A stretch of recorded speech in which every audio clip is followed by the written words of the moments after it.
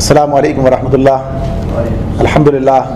الحمدللہ وکفا وسلام علی عبادہ الذین اصطفیٰ. اعوذ باللہ من الشیطان الرجیم.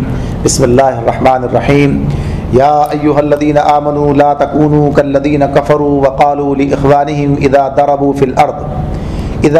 فی الارض او كانوا غزا لو كانوا عندنا ما ماتوا وما قتلوا لیجعل اللہ ذلک حسرۃ فی قلوبہم واللہ یحیی ویمیت واللہ بما تعملون بصیر. آیت 156 سے اس وقت ہم نے آغاز کیا ہے تلاوت کر کے. اللہ رب العالمین اہل ایمان سے مخاطب ہیں. وہی تناظر ہے غزوہ احد پر تبصرے کا. فرمایا اے لوگو جو ایمان لائے ہو کافروں کی سی باتیں نہ کرو. لا تکونوا کالذین کفروا. کافروں کا سا طرز عمل نہیں ہونا چاہیے. اور وہ کون سا طرز عمل ہے کافروں کا؟ وقالو، جب وہ کہتے ہیں لاخوانہم، اپنے بھائیوں کے بارے میں، کہ جب وہ کسی سفر پر جاتے ہیں، اذا ضربوا فی الارض او كانوا غزا، یا کسی جنگ میں شریک ہوتے ہیں اور پھر وہاں کسی حادثے سے دوچار ہو جاتے ہیں، تو وہ یہ بات کہتے ہیں. کیا کہتے ہیں؟ کہ لو كانوا عندنا ما ماتوا وما قتلوا، کہ اگر وہ ہمارے پاس ہوتے تو نہ مارے جاتے اور نہ قتل ہوتے. یہ وہی بات ہے جو پیچھے گزری تھی کہ جب وہ کہہ رہے تھے اس میں کہ اگر ہمارا حصہ ہوتا تو آج یہ دن نہ دیکھنا پڑتے. تو کہا کہ دیکھنا کیسے نہیں پڑتے، جو بات طے شدہ ہے وہ تو ہونی ہے. یعنی اللہ کی طرف سے یہ بات بتا دی گئی ہے. تو یہاں بھی اس حوالے سے کہ یہ پھر اگر کوئی ذہن میں بات بیٹھی رہ جاتی ہے، باقی رہتی ہے، اس تناظر میں بھی دیکھیے، آج کل کے حالات میں بھی دیکھیے. آج بھی بہت سے لوگ کیا کہہ رہے ہوتے ہیں؟ کاش یہ نہ ہوا ہوتا، یہ ادھر نہ گیا ہوتا، یہ کام اس نے نہ کیا ہوتا. یہ بات الگ ہے کہ انسان کو اپنی غلطی سے سیکھنا چاہیے، اپنی غلطی پر اصرار نہیں کرنا ہے، غلطی سے سیکھنا ہے، لیکن یہ سوچنا کہ ایسا نہ ہوتا تو ایسا ہوتا. یہ موت اور یہ سارے فیصلے کس کے ہیں؟ یہ اللہ کے فیصلے ہیں. یعنی آدمی مرتا کب ہے؟ جب اللہ نے موت لکھ رکھی وہ آتی ہے. تو یہ بات کہنا کہ اگر یہ نہ جاتا، یہ کام نہ کرتا، اس میں شریک نہ ہوتا تو شاید یہ کام نہ ہوتا. یعنی انسان کے اوپر آزمائشوں کے مختلف پہلو ہیں. اگر ہم اس بارے میں بھی سوچیں، غور کریں تو یہ بات ہمارے سامنے آئے گی. اس میں ایک بہت اہم بات بھی ہمارے لیے پیغام ملتا ہے. ذرا سی توجہ کی بات ہے اس میں، اس پہلو کی طرف جو اس آیت کے لیے براہ راست نہیں ہے، بالواسطہ ہے، کہ اللہ کی مشیت اور اللہ کے جو معاملات ہیں. دیکھیے جو آزمائشیں ہیں، جو تکلیفیں آنی ہیں، جو چیزیں ہونی ہیں، کسی نہ کسی راستے سے آئیں گی. اگر کوئی آدمی اس راستے پر لگ کر اپنے آپ کو یہاں لگا لیتا ہے تو یہاں پر اس کے ساتھ وہ چیزیں، یعنی اس کا وقت یہاں صرف ہو رہا ہے. جیسے آپ کہیں گے نا یہ وقت اگر یہاں نہ لگتا تو کہیں اور لگتا، کوئی اور مصروفیت سامنے آ جاتی. اگر کوئی رقم یا کوئی وسائل، کوئی چیزیں یہاں لگ رہی ہیں، یہاں نہ لگا رہے ہو تو کہیں اور لگ رہی ہوتی، وہ کہیں اور چلی جاتی. اب بات کیا ہے کہ صحیح جگہ لگ رہی ہے تو فائدہ ہو رہا ہے، آخرت کے حوالے سے بھی، دنیا کے حوالے سے بھی. ورنہ کیا ہوتا؟ ورنہ یہ ہوتا کہ دنیا کے اندر پھنس کے رہ جاتے. بہت سے لوگ آج بھی ایسے ہیں جو آپ کے سامنے ہیں، جو کہتے ہیں فرصت نہیں ملتی. یعنی ویسے کوئی سارے صرف دنیا پرستی میں لگے، دنیا کے کام کر رہے ہیں، لیکن اس کے باوجود بھی انہیں دنیا ہی فرصت نہیں دیتی بہت سارے اپنے دوسرے کام کرنے کے لیے. اور اسی طرح سے ایسے لوگ بھی ہیں کہ جو اپنے وقت کا بڑا کثیر حصہ اس کام میں لگاتے ہیں اور دنیا کے بھی سارے کام ان کے بنتے چلے جاتے ہیں. تو یہ اللہ کا نظام ہے، یہ اللہ کا نظام ہے اس اعتبار سے. تو یہ سوچنا کہ ایسا نہ کرتے تو ایسا ہو جاتا اور ایسا نہ کرتے تو ایسا ہو جاتا. بعض لوگ یہ سوچتے ہیں اگر یہ کام نہ کرتے تو محل دو محلے بن جاتے ہیں ہمارے، تب بھی نہیں بنتے. جو لوگ دنیا میں لگے ہوئے انہوں نے کیا بنا لیا اب تک؟ اگر یہاں کسی کا کچھ نہیں بنا رہ گیا اور یہاں رہتے ہوئے بھی کچھ کا کیا کچھ بن گیا. یعنی حضرت عثمان رضی اللہ تعالیٰ عنہ، عبد الرحمن بن عوف رضی اللہ تعالیٰ جیسے لوگ بھی، ابو طلحہ رضی اللہ تعالیٰ جیسے لوگ بھی اہل ایمان میں شامل، بڑے مالدار لوگ ہیں یہ لوگ. تو غرض یہ کہ یہ تو بات دوسرے تناظر میں ہو رہی تھی، برسبیل تذکرہ یہ بات یہاں پر آ گئی. تو یہاں پر کیا کہا جا رہا ہے کہ اے لوگوں جو ایمان لائے ہو کافروں کی سی باتیں نہ کرو جن کے عزیز و اقارب اگر کبھی سفر پر جاتے ہیں یا جنگ میں شریک ہوتے ہیں اور وہاں کسی حادثے سے دوچار ہو جائیں تو وہ کہتے ہیں اگر وہ ہمارے پاس ہوتے تو نہ مارے جاتے اور نہ قتل ہوتے. اللہ تعالیٰ فرماتے ہیں لیجعل اللہ ذالک حسرۃ فی قلوبہم، اللہ اس قسم کی باتوں کو ان کے دلوں میں حسرت و اندوہ کا سبب بنا دیتا ہے. ورنہ بات کیا ہے؟ واللہ یحیی و یمیت، دراصل مارنے اور جلانے والا تو اللہ ہے، یعنی فیصلے تو اللہ کے ہیں. واللہ بما تعملون بصیر، اور تمہاری تمام حرکات پر وہی نگراں ہے. وَلَئِن قُتِلْتُمْ فِي سَبِيلِ اللَّهِ أَوْ مُتُّمْ لَمَغْفِرَةٌ مِّنَ اللَّهِ وَرَحْمَةٌ خَيْرٌ مِّمَّا يَجْمَعُونَ. اگر تم اللہ کی راہ میں مارے جاؤ یا مر جاؤ، دو ہی صورتیں ہیں نا، یا تو قتل ہو جائے گا آدمی یا طبعی موت مر جائے گا. مرنے کا تو معاملہ کیا ہے کہ مرنا تو ہے ہی، چاہے کسی کے ہاتھ سے مر جائے یا طبعی موت مر جائے، یعنی جیسے قتال کرتے ہوئے قتل ہو جائے، شہید ہو گیا، اور ایک یا کہ بستر پہ مر گیا. دونوں صورتیں مرنا. موت تو ایسا نہیں ہے کہ جو میدان قتال میں نہیں جائے گا وہ کبھی مرے گا ہی نہیں، وہ بھی مر جائے گا جب وقت آئے گا تو. اور کل بات خالد بن ولید رضی اللہ تعالیٰ عنہ کے سامنے تھی کہ وہ ساری زندگی اس میں لگے رہے، موت بستر پر آئی انہیں. تو یہ بات اپنی جگہ پر. تو یہ اللہ تعالیٰ بیان کر رہے ہیں کہ جو لوگ اس راستے پر چلتے ہیں ان کے بارے میں. وَلَئِن قُتِلْتُمْ فِي سَبِيلِ اللَّهِ، اگر تم اللہ کے راستے میں قتل ہو جاؤ یعنی مارے جاؤ، او متم یا مر جاؤ، یہاں سے مراد کیا ہے؟ طبعی موت مر جاؤ، اس طرح جیسے آدمی مر رہا ہوتا ہے. لَمَغْفِرَةٌ مِّنَ اللَّهِ وَرَحْمَةٌ، تو اللہ تعالیٰ فرما رہے ہیں کہ اللہ کی جو رحمت اور بخشش تمہارے حصے میں آئے گی، خیر مما یجمعون، وہ تمام ان چیزوں سے بہتر ہے جنہیں لوگ جمع کر رہے ہیں. یعنی اصل چیز کیا ہے؟ اس راستے پر چلنا. اب ظاہر سی بات ہے ہر ایک کے حصے میں تو شہادت نہیں آتی نا. اب اگر آدمی سوچے، یہ پہلو بھی سامنے آ گیا نا. اب احد جیسے مارکے میں بھی کتنے لوگ شہید ہوئے؟ 70 کوئی بہت بڑی تعداد تو نہیں ہوتی. 70 افراد جو ہے غزوہ احد کے اندر شہید ہوئے. ظاہر سی بات اتنی بڑی تعداد ہے اپنی جگہ پر موجود. تو یہ ساری صورتحال، تو اس میں ضروری نہیں ہے کہ آدمی یہی اسے موقع ملے، یہی اس کے لیے جو اللہ تعالیٰ جو ہے موت کا یہ طریقہ اس کے لیے اختیار کرے. جو میدان میں اترا ہے وہ اس جذبے کے ساتھ اترا ہے، جو اس راستے میں لگا ہے وہ بہرحال اپنا مال، اپنی جان، اپنی سب چیزیں لے کر شریک ہے وہ، تو اللہ اس کے اس جذبے کو قبول کر لیتا ہے. تو مسئلہ کیا بتا، یہاں کیا بات آ گئی سامنے؟ چاہے قتل کر دیے جاؤ یعنی شہید ہو جاؤ، چاہے ویسے ہی تمہاری موت آ جائے، مگر اس راستے میں اگر آتی ہے تو نتیجہ کیا نکلے گا؟ مغفرت اللہ کی طرف سے، اور رحمت. رحمت کیا؟ وہی جنت. وہ ان سب چیزوں سے بہتر ہے جنہیں لوگ جمع کر رہے ہیں. تو اصل میں بات کیا ہوئی؟ اس راستے میں چلنا، اس راستے پر لگنا، یہی اصل خیر کا کام ہے سارے خیر کاموں میں سے. وَلَئِن مُتُّمْ أَوْ قُتِلْتُمْ لَإِلَى اللَّهِ تُحْشَرُونَ، اور خواہ تم مرو یا مارے جاؤ، بہرحال تم سب کو سمٹ کر جانا اللہ کی طرف ہے. آج جاؤ، کل جاؤ، جب بھی جاؤ، جاتا آدمی اپنے وقت پر ہی ہے. یعنی یہ بات بھی طے شدہ ہے، اور جاتا بھی کہاں ہے؟ جانا اللہ ہی کے پاس ہے. تو اگر اللہ کے راستے پر چلتے ہوئے اللہ کے پاس جاؤ، بھائی یہ کس لیے مارا گیا؟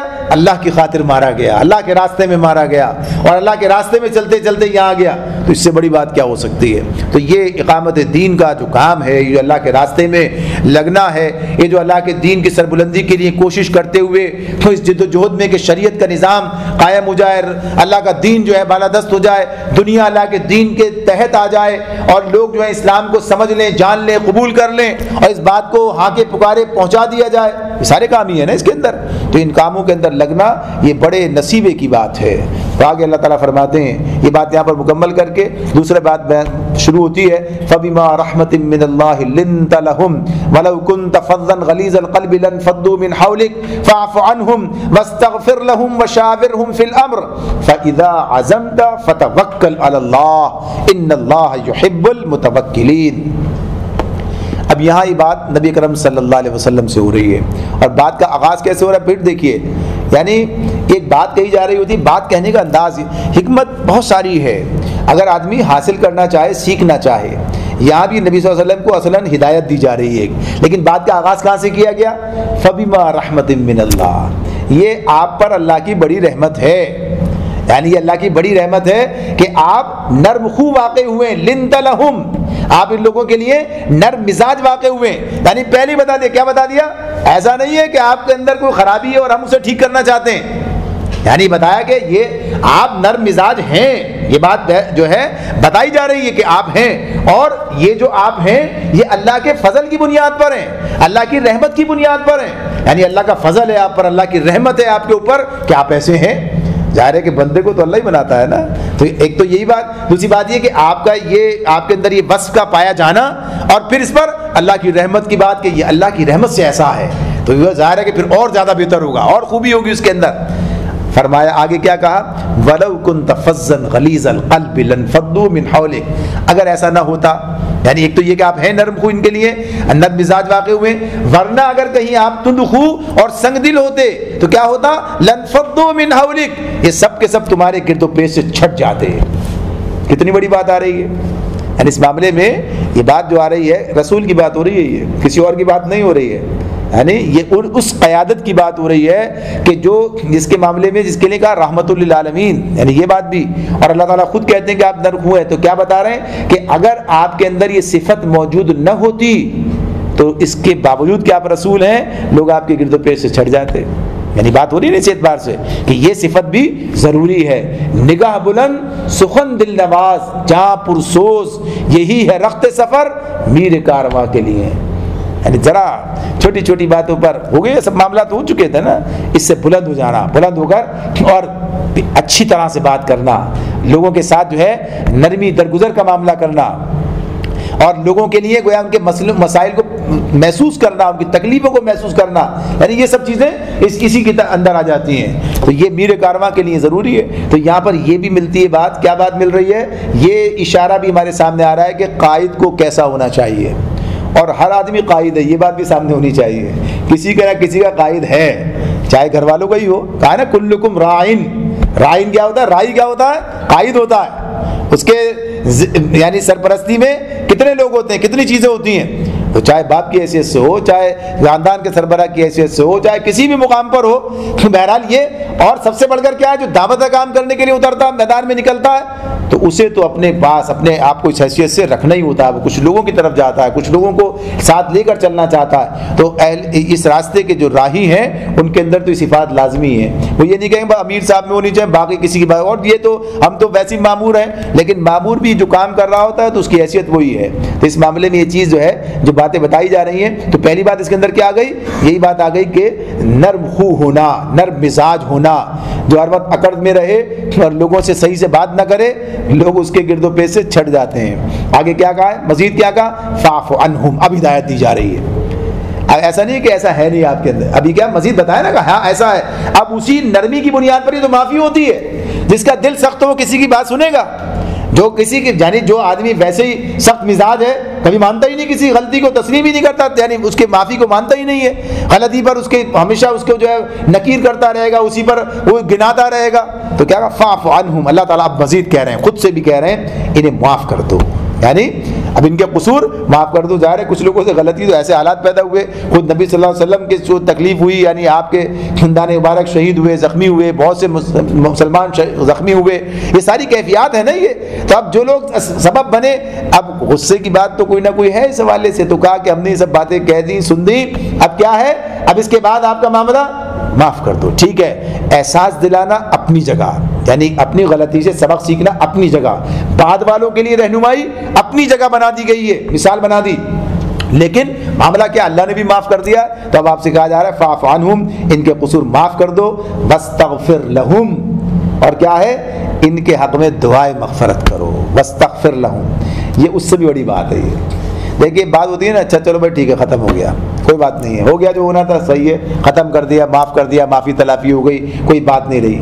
لیکن یہ اس سے بڑی بات ہے کہ آدمی کا اتنا اس کے ساتھ لگاؤ، اتنا جذبہ اس کے لیے کہ اس سے جو غلطی ہوئی ہے اس کا کوئی معاملہ اس کے ساتھ لگا نہ رہ جائے، کوئی اس کی خامی جو ہے یا کوئی اس کی لاگ اس کے ساتھ لگی نہ رہ جائے، کوئی اس کی ایسی چیز جو اس کے نتائج برے اس کے لیے نکلے.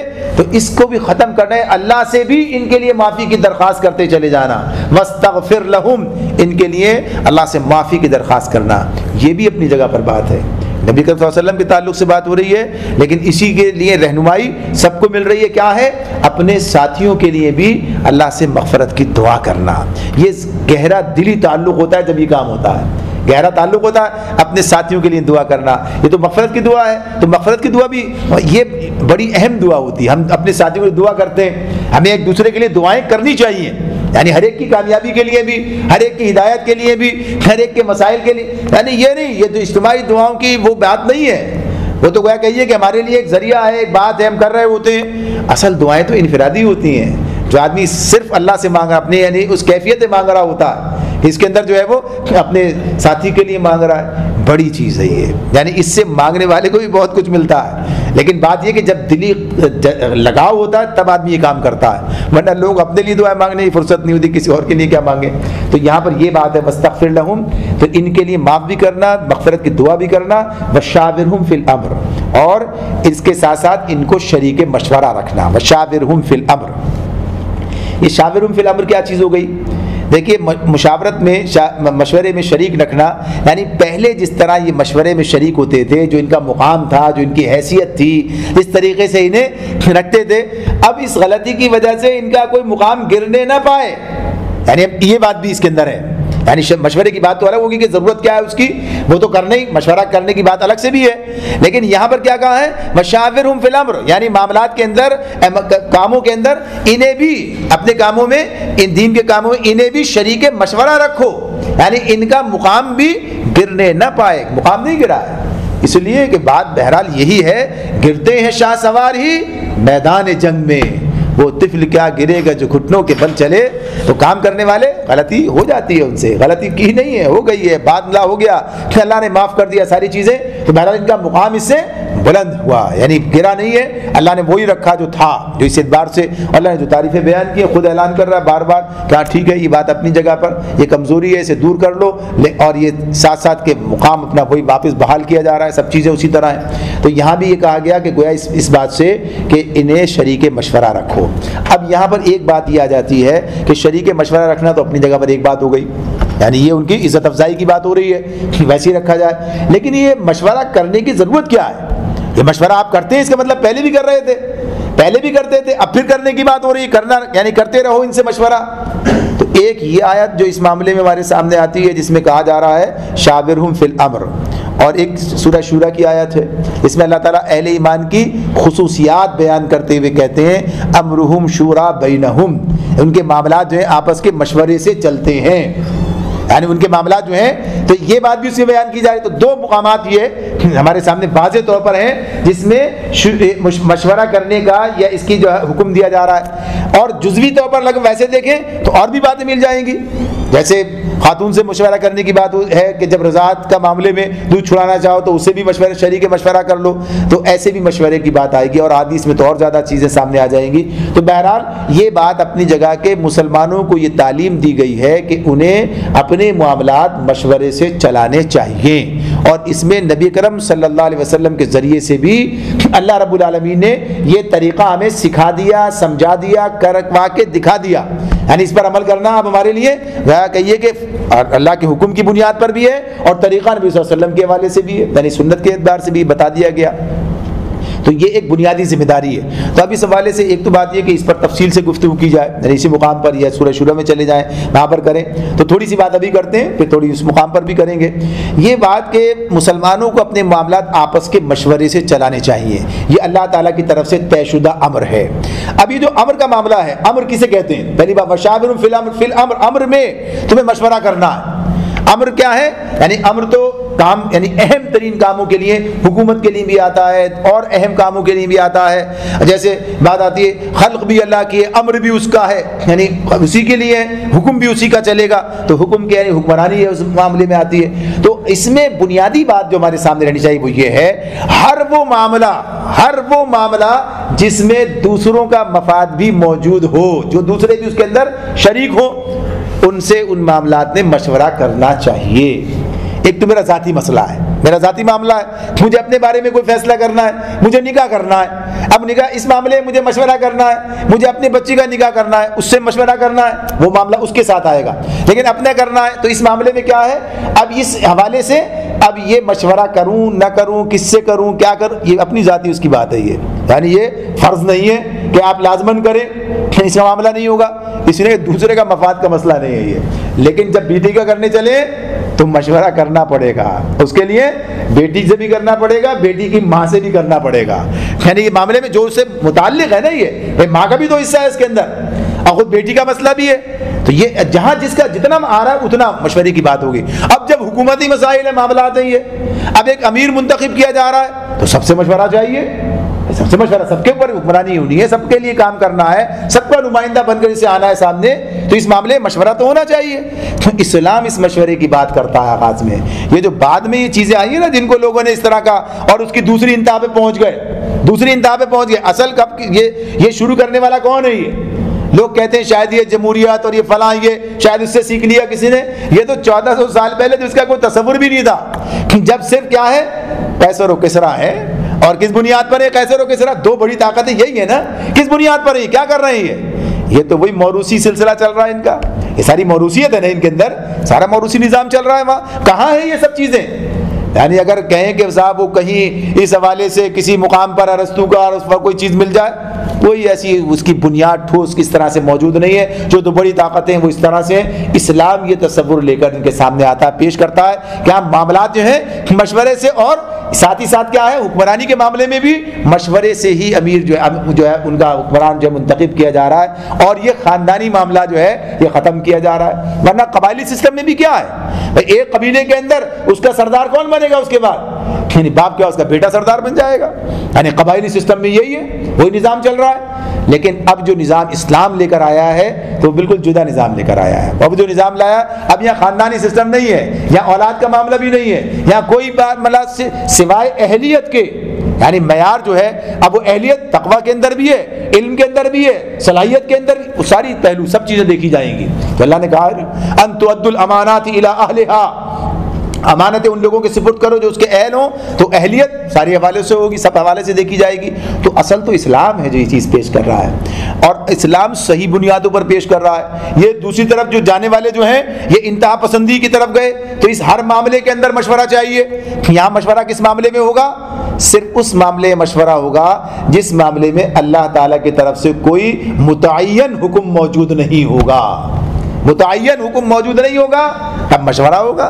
جب متعین حکم موجود ہے وہاں پر مشورہ نہیں ہوگا. اور متعین حکم کی موجودگی میں اب اس کی اطلاق کے بارے میں ہو سکتا ہے، اطلاق کے بارے میں بتا دیا بھائی یہ صلاحیتوں کا حامل فرد چاہیے. اب وہ طے شدہ امر وہ ہے ان صلاحیتوں کے حامل افراد میں سے ایسا فرد ہمیں تلاش کرنا ہے، نکال کے لانا ہے. یہ نہیں کہ اللہ نے کہا ہے کہ نیک ہونا چاہیے، یہاں انتہائی بد کردار آدمی کو ڈھونڈا جائے کہ جس کے اندر تمام برائیاں ساری موجود ہوں وہ ہمارا لیڈر بنے گا. ایسا نہیں ہو سکتا. یعنی مسلمان یہ کام نہیں کرے گا، وہ دیکھے گا اللہ نے اس سلسلے میں کیا حکم دیا ہے، اس کے حوالے سے وہ دیکھے گا، یہ سارے معاملات کرے گا. تو یہ تمام چیزیں جو ہیں اس معاملے میں، تو یہ بنیادی طور پر اسلام کا اصول ہے.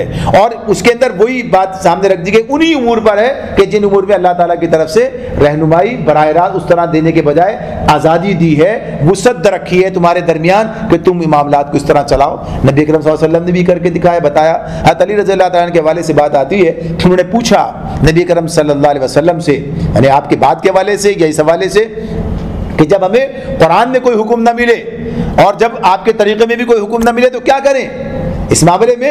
تو آپ نے فرمایا کہ اپنے درمیان کے عبادت گزار فقیہ، عبادت گزار یعنی صالح لوگ، صالح عبادت گزار لوگوں کو جمع کر کے ان سے مشورہ کرو. تو یہ مشورہ کر کے سارا نظام چلاتے رہے. یعنی جو خلافت راشدہ ہے کیا مشورہ نہیں تھا وہاں پر؟ مشورہ تھا. ہر اہم معاملے مشورہ کرتے تھے، ہر اہم معاملے میں مشورے کے فورم تھے مختلف، لیکن وہ کس بنیاد پر تھے؟ وہ تقویٰ کی بنیاد پر تھے، وہ صلاحیت کی بنیاد پر تھے، اہلیت کی بنیاد پر تھے، لوگوں کے ایثار اور جذبہ، یعنی ان تمام بنیادوں پر، وفاداری کی بنیاد پر تھے. تو معیار بھی رکھتا ہے، معیار بھی. یہ جو آج ہم کہتے ہیں نا کہاں صاحب ہمارے پاس جو ہے آئین کے اندر 62 63 قوانین، یہ تو اسلام کی تھوڑی سی باتیں ہیں، اسلام کے حوالے سے تھوڑی سی باتیں، ورنہ اسلام تو اس سے زیادہ اور مزید باتیں کرتا ہے آپ کے سامنے. یعنی اللہ کی طرف سے جب باتیں ساری ان پر اور اس کی اصل روح کو سامنے رکھتے ہوئے بات کرتا ہے کہ ایسا ہونا چاہیے. یہ نہیں کہ اللہ کو بھی دھوکہ دینے چلیں، نام یہ کہتے ہیں کہ اسلامی دفعات کی بات اور معاملات کچھ اور کرنے چلیں. تو اس لیے تو ایک روح پیدار کرتا ہے، مسلمان کو پہلے مسلمان بناتا ہے، پھر اسی جذبے کے ساتھ اس کا مشورہ چلتا ہے. تو یہ بہرحال بنیادی طور پر ایک معاشرے کو بنانا اور اسے چلانا، تو بنانا الگ بات ہوتی ہے، چلانا الگ بات ہوتی ہے. اصل میں ہوتا کیا ہے، ہمارے پاس بہت سی خرابیاں، غلط فہمیاں اس لیے پیدا ہو جاتی ہیں، ہم بنانے اور چلانے کے مراحل میں تمیز نہیں کرتے. بھائی ایک چیز بن گئی، اب بن کے چلنی ہے، اب معاملہ دوسرا ہوگا. ایک چیز ابھی بننے کے مرحلے میں، ابھی بنی نہیں ہے، وہ جب بنی نہیں ہے تو معاملات کچھ اور ہیں. تو بننے کے اندر کچھ اور کیفیت ہے، بننے کے بعد چلنے میں الگ کیفیت ہے. بننے میں محنت کچھ اور درجے کی ہے، کچھ اور مسئلہ مسائل ہیں، مراحل ہیں. تو اس سب کو بنانا اسی طور پر، تو اس سب کے لیے ہمارے پاس رہنمائی موجود ہے اللہ تعالیٰ کی طرف سے. ایسا نہیں کہ یہ چیزیں معلوم نہیں ہیں. تو یہ سب باتیں بتائی گئی ہیں. تو بنیادی بات اس کے اندر کیا آ گئی؟ مشورے کی بات ہے. تو مشورے کی صرف اہمیت کے اوپر ہی گویا کہ یہ ہم نے اس وقت بات کی ہے کہ یہ بات بتائی گئی نبی کرم صلی اللہ علیہ وسلم کو ایسا کیا جائے.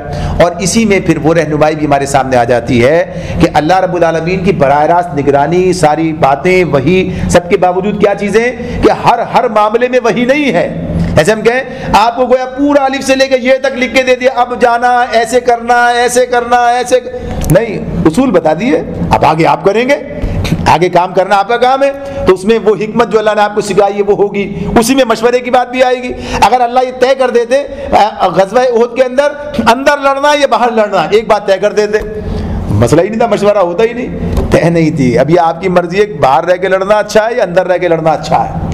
اب یہ کہ غزوہ خندق کے اندر 10,000 12,000 کا لشکر آ رہا ہے، اب کیسے ان کا مقابلہ کرنا ہے، اب یہ آپ کو سوچنا ہے۔ اللہ نے کیا کہا، یہ جو خندق کھودنے کی جو تدبیر ہے یہ اللہ نے براہ راست نہیں بتائی ہے، یعنی بعض تو اللہ تعالیٰ دل میں بھی ڈالتے ہیں نا، یہ بات بھی ہوتی ہے، اللہ کی طرف سے تو رہنمائی بھی ہوتی ہے، لیکن اللہ نے براہ راست رسول کو نہیں بتائی ہے، بلکہ کیا ہے جب مشورہ ہوا تو پتہ چلا کہ صاحب یہ بات بتائی جا رہی ہے کہ ہاں صاحب سلمان فارسی رضی اللہ تعالیٰ بتا رہے ہیں کہ یہ ہمارے پاس اس طرح سے تھا، یہ طریقہ انہی کی بات ہے کہ انہوں نے جو ہے تجویز پیش کی تھی، اور فارس کا طریقہ ہے کہ ہم ایسا ہوتا، ایسا دشمن مقابلہ کرنا مشکل تو خندق کھود لیتے اور اسے عاجز کر دیتے، اندر آ نہیں سکتا اور پیچھے وہاں بیٹھے بیٹھے تھک جائے گا، بھاگ جائے گا آخر میں، یعنی یہ سارا تدبیر کی نا، تو مشورہ کیا، یہ سب چیزیں مشورے کے اندر آتی ہیں۔ تو مشوروں کی تو بہت ساری باتیں ہمیں ملیں گی کہ نبی کرم صلی اللہ علیہ وسلم نے بہت سے موقعوں پر مشورے کیے، اور مشورہ بعض حالات میں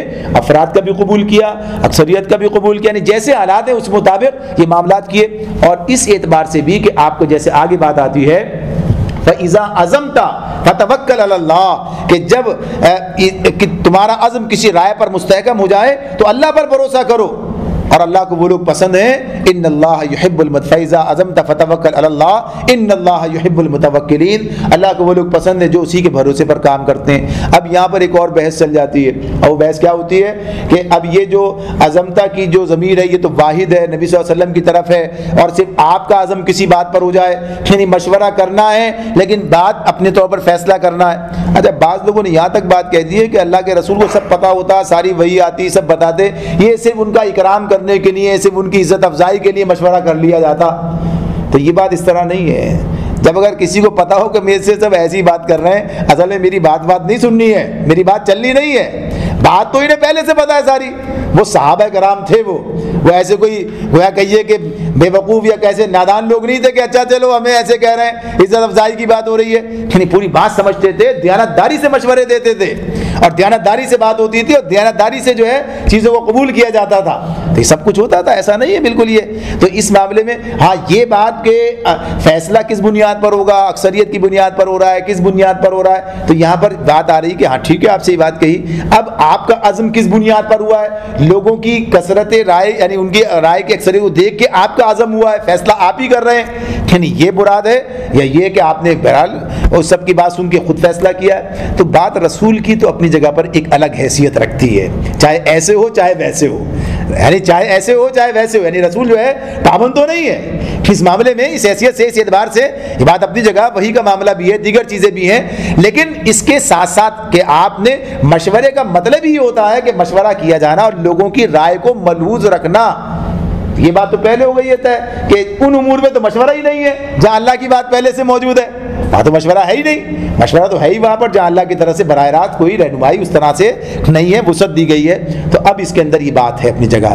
تو عام حالات کے اندر عام لوگوں کے بارے میں، تو عام لوگوں اور رسول کے درمیان جو ایک بڑا فرق ہے کہ رسول کو اللہ تعالیٰ ایک تو براہ راست رہنمائی بھی ہے، اور جو معیار ہے، جو درجہ ہے، جو ایمان کا، تقویٰ کا، کیفیات کا، وہ تمام چیزیں جو ہیں رات کے لوگ تو اس طرح سے اس کے حامل بھی نہیں ہیں۔ ایک تو معاملہ یہی ہے، اور پھر یہی بات کہ اگر کوئی آدمی سے کلیم بھی کرے بھائی ذاتی طور پر، تو اپنے آپ کو بڑے خطرے میں مبتلا کر لیتا ہے، یعنی اگر سب کے مشورے سے کام ہو رہا ہے ذمہ داری بھی سب کے اوپر جاتی ہے، اللہ کی مدد بھی بہرحال شامل ہے اس میں، اللہ نے رسول نے بات ارشاد فرمائی بھی ہے۔ تو اس معاملے میں اس اعتبار سے، اس حوالے سے یہ بات ہے کہ بہرحال مشورہ اس لیے ہوتا ہے کہ اس مشورے میں جو کثرت رائے یا اتفاق رائے جو بھی ہے اس کو ملحوظ خاطر رکھا جائے، اگر اس کی وہ حیثیت نہ ہو تو مشورے کی جو روح ہے وہ متاثر ہوتی ہے۔ تو اس معاملے میں اس اعتبار سے بات ہمیں بتا دی گئی، اور ساتھ ساتھ یہ بتایا کہ بہرحال اصل تمہارا عزم یعنی توکل جو ہے وہ مشورے پر بھی نہیں ہے، بھائی سب سے مشورہ کر لیا بات بہترین بات آ گئی، ایسا نہیں ہے۔ مشورہ تو اللہ، توکل تو اللہ کی ذات پر ہے۔ ہو سکتا ہے ہم غلطی کریں، سب مل کر غلطی کریں، ایسا بھی تو ہو سکتا ہے نا، سب مل کر غلطی کریں، یعنی سب مل کر سوچیں اور صحیح بات نہ سوچ پائیں، یعنی کوئی گارنٹی تو نہیں نا اس بات کی کہ ہاں ہم سب مل کر اپنی بات کر رہے ہیں، کسی اور کی بات نہیں کر رہے ہیں، ہم سب مل کر سوچیں اور متفق علیہ طور پر بات کریں، یعنی سب اتفاق رائے سے فیصلہ کریں، لیکن پتہ ہی چلے کہ بہرحال فیصلہ پھر بھی صحیح نہیں تھا، اس لیے کہ انسان ہے ہم. تو اصل ہمارا فیصلہ، ہمارا جو کہیے انحصار اس بات پر نہیں، کس پر ہے؟ اللہ کی ذات پر ہے کہ اللہ تعالیٰ ایک تو ہمیں صحیح بات کی رہنمائی دے گا، دوسری بات کیا ہے کہ اگر ہماری غلطی بھی ہوگی تو اللہ اسے ٹھیک کر دے گا، یا اللہ کی مدد سے وہ کام ٹھیک ہو جائے گا، یا اللہ کی مشیت و منشا جو ہوگا وہی ہوگا، وہ ہمیں اسی طرف رہنمائی دے دے گا، وہی توفیق دے دے گا. تو اس اعتبار سے توکل اصل میں اللہ پر ہے. فتوکل علی اللہ ان اللہ یحب المتوکلین، اللہ ہی پر توکل کرنے والے اللہ کو محبوب ہیں. ان ینصرکم اللہ فلا غالب لکم، ابھی بات وہ اسی کے توکل کے والے سے اللہ نے واضح کر دی. فرمایا جو لوگ یعنی اللہ تمہاری مدد پر، ان ینصرکم اللہ، اگر اللہ تمہاری مدد کرے، اللہ تمہاری مدد پر ہو، فلا غالب لکم، کوئی طاقت تم پر غالب آنے والی نہیں ہے. نا ہمارا ایمان یہ ہے. کوئی کہہ سکتا اللہ تو ساتھ تھا، لیکن ایسا تو اللہ تو ہر وقت ساتھ تھا. احد میں کہاں وہاں بھی تھا، اپنی غلطی کہاں نہ پیچھے بتایا، اللہ نے تو اپنا وعدہ سچا کر کے دکھایا، تمہاری کمزوری کی وجہ سے ایسا ہو گیا. تو یہ بات اپنی جگہ ایک واقعہ ایک حقیقت ہے. تو فرمایا کہ اللہ تمہاری مدد پر ہو، ان ینصرکم اللہ فلا غالب لکم، کوئی طاقت تم پر غالب آنے والی نہیں. وَإِن يَخْذُلْكُمْ فَمَنْ ذَا الَّذِي يَنْصُرُكُمْ مِنْ بَعْدِهِ، اور وہ تمہیں چھوڑ دے تو کون ہے جو اس کے بعد تمہاری مدد کر سکتا ہو. یہ بات کتنی واضح ہے. اب اہل ایمان کا اس عقیدے پر ہونا اور پھر لوگوں سے ڈرنا، پھر اللہ پر توکل نہ کرنا، پھر یہ نہ سمجھنا کہ میں اپنی ذمہ داری پوری کرتے چلے جاؤ، اپنا کام کرتے چلے جاؤ، اللہ کی مدد شامل حال ہے. تو بہرحال کامیابی اور اللہ کی مدد کب آتی ہے؟ جب آدمی نیکی اور بھلائی کے راستے پر اللہ کے احکامات پر عمل کرتے ہوئے آگے بڑھتا چلا جاتا ہے. جو ہماری ذمہ داری ہے وہ کام ہم کریں، باقی اللہ کے اختیار میں. جب وہ مناسب سمجھے گا، جب درست ہو معاملہ جس طرح ہوگا اسی کے وہ راستے کھول دے گا. تو یہ اللہ پر اعتماد کا مسئلہ بھی ہے ساتھ ساتھ. تو یہ اعتماد جب یہاں دیا جا رہا ہے، یہ ہمیں بتا رہا ہے کہ بہرحال اگر اللہ تمہاری مدد پر ہے کوئی تم پر غالب نہیں آ سکتا. یعنی آپ حتمی نتیجہ، حتمی جو نتیجہ نکلنا ہے اور جسے کہ یہ فائدے کی بات ہے، وہ آخری بات جو ہے وہ تمہاری ہے. وَعَلَى اللَّهِ فَلْيَتَوَكَّلِ الْمُؤْمِنُونَ، اور مومنوں کو اللہ ہی پر بھروسہ کرنا چاہیے، یا سچے مومن جو ہیں وہ اللہ ہی پر بھروسہ رکھتے ہیں. یہ بات اللہ تعالیٰ اس مقام پر ہمارے سامنے واضح کرتا ہے. یعنی پہلے تو وسائل کی بات تھی نا، وسائل کا معاملہ، اس کی بات بھی اب یہاں مشورے کے بعد بھی یہ بات کہہ دی گئی. مشورے کے بعد آئی ہے نا یہ بات. تو یعنی مشورے کے اندر فَإِذَا عَزَمْتَ فَتَوَكَّلْ عَلَى اللَّهِ إِنَّ اللَّهَ يُحِبُّ الْمُتَوَكِّلِينَ، وہی توکل کی بات ہے. پھر آگے کا اللہ مدد پر ہو، کوئی غالب نہیں آئے گا، تو چھوڑ دے کوئی تمہارا پھر مدد کرنے والا نہیں. اور پھر وَعَلَى اللَّهِ فَلْيَتَوَكَّلِ الْمُؤْمِنُونَ، مومنوں کو تو اللہ ہی پہ بھروسہ کرنا چاہیے. تو یہ بات اس تناظر میں بھی ہے کہ ہم اسی پر انحصار نہیں کرتے. یہ کام کیوں کرتے ہیں؟ اللہ نے حکم دیا اس لیے کرتے ہیں. اسباب کیوں جمع کرتے ہیں؟ اللہ نے حکم دیا اس لیے جمع کرتے ہیں. توکل کیا ہے؟ اسباب کا جمع کرنا. اب کوئی کہے بھائی مشورے کی ضرورت نہیں، اللہ نے جو کہنا وہ ہوگا فیصلہ، بس چیزیں کر لیا، تو یہ اس کے خلاف چلا جاتا ہے. توکل اس کا مطلب یہ نہیں ہے کہ آدمی اسباب کا اہتمام نہ کرے، اپنی ذمہ داری پوری نہ کرے، ہاتھ پیر توڑ کے نہ بیٹھ جائے، بلکہ بیٹھ جائے ایک طرح سے. اور توکل کے حوالے سے ایک بات آ جاتی ہے سامنے، ایک روایت اس حوالے سے مفتی شفیع صاحب نے بیان کی ہے توکلی کے تناظر میں. تو کہا کہ ایک مقدمے میں نبی کرم صلی اللہ علیہ وسلم نے فیصلہ کیا، تو جس کے خلاف فیصلہ ہوا، یعنی حق میں بات الگ ہے، اس کے خلاف فیصلہ ہوا تو وہ کہتا ہوا اطمینان سے سنا، کہتا ہوا اٹھا حسبی اللہ لا الہ الا هو علیہ توکلت، یعنی یہ بات کہتا ہوا یہ میرے لیے اللہ جو ہے اس پر میں توکل کافی ہے. اسی طرح کے الفاظ نے کہے حسبنا اللہ ونعم الوکیل کی بات، تو حسبی اللہ لا الہ الا هو علیہ توکلت، یہ کہتے ہوئے وہاں سے اٹھا. تو نبی کرم صلی اللہ علیہ وسلم نے کہا اسے واپس میرے پاس بلاؤ. وہ آئے اور پھر آپ نے ان سے کہا کہ توکل یہ نہیں ہے کہ آدمی کوشش نہ کرے، یعنی توکل اس بات کا نام نہیں ہے، یعنی تمہیں اپنے کام کے لیے کوشش کرنا، اور کوشش کر کے نہیں گویا آپ نے اسے بتایا کہ اس کا مطلب یہ نہیں ہے کہ آدمی اپنے حق کے لیے بھی بات کرنے کے لیے تیار نہ ہو، اپنے لیے کام کرنے کے لیے بھی تیار نہ ہو، کوشش بھی نہ کرے، اور اس بار تک جو ہے سوچ لے بس اللہ تعالیٰ کر دے گا وہی جو اللہ نے کر دیا. تو توکل کا مطلب یہی ہے کہ آدمی اپنی جانب سے پوری کوشش کرے، یعنی یہ اس کی صحیح تعریف ہے. یہ کسی کی مذمت کی بات نہیں ہو رہی، بلکہ کیا ہے تعریف کیا ہے. توکل کب کارآمد ہے، کیا اس کی حقیقت کیا ہے اس کی، کہ جو تمہارے بس میں ہے وہ کام تم کرو گے. جیسے مشورہ کرنا ہے تو مشورہ کرو گے، جیسے اسباب مہیا کرنے تو اسباب مہیا کرو گے، جیسے نبی کرم صلی اللہ علیہ وسلم نے کر کے دکھایا. یعنی آپ نے گھر بیٹھے تو توکل نہیں کیا، آپ نے اسباب جمع کیے، میدان میں نکلے، اللہ پر توکل کیا، یہ اس طرح توکل سامنے آتا ہے۔ تو یہ تمام چیزیں اس کے ساتھ ہیں، اس کے حصہ ہیں اس کا، تو اس اعتبار سے کہا گیا کہ یہ کام کرنا چاہیے۔ ایک آیت اور لے کے بات مکمل کر دیتے ہیں آج کی۔ وما کان لنبی ان یغل، کسی نبی کا یہ کام نہیں ہو سکتا کہ وہ خیانت کر جائے۔ ومن یغلل یأت بما غل یوم القیامہ، اور جو کوئی خیانت کرے تو اپنی خیانت سمیت ضرور قیامت کے روز حاضر ہوگا۔ ثم توفی کل نفس ما کسبت وہم لا یظلمون، پھر ہر متنفس کو اس کی کمائی کا بدلہ پورا پورا مل جائے گا اور کسی پر کچھ ظلم نہ ہوگا۔ یہ کام کس حوالے سے بات ہو رہی ہے؟ یہ بلکہ ایک آیت اور لے لیں، اس میں کہا افمن اتبع رضوان اللہ کمن باء بسخط من اللہ ومأواہ جہنم وبئس المصیر، بھلا یہ کیسے ہو سکتا ہے؟